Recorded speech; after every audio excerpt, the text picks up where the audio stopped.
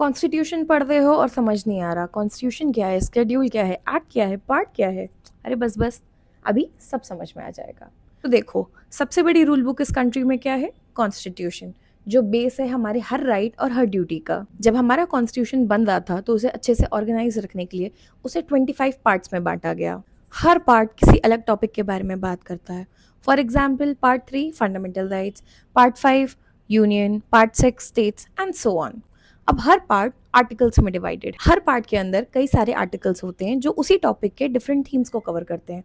For example, fundamental rights, एक article equality before law, एक freedom of speech पे बात करेगा, कोई कल्चरल राइट्स की बात करेगा and so on. Different articles के लिए कुछ टॉपिक्स कॉमन होते हैं। फॉर एग्जाम्पल, लैंग्वेजेस, बहुत से आर्टिकल्स हैं जो लैंग्वेजेस के बारे में बात करते हैं। तो क्या किया गया कि सारी लैंग्वेजेस को कंपाइल करके एक ऑफिशियल लिस्ट बना दी गई और उस लिस्ट को एंड में डाल दिया गया कॉन्स्टिट्यूशन के। इसे हम बोलते हैं स्केड्यूल। जैसे schedule 8 talks about official languages.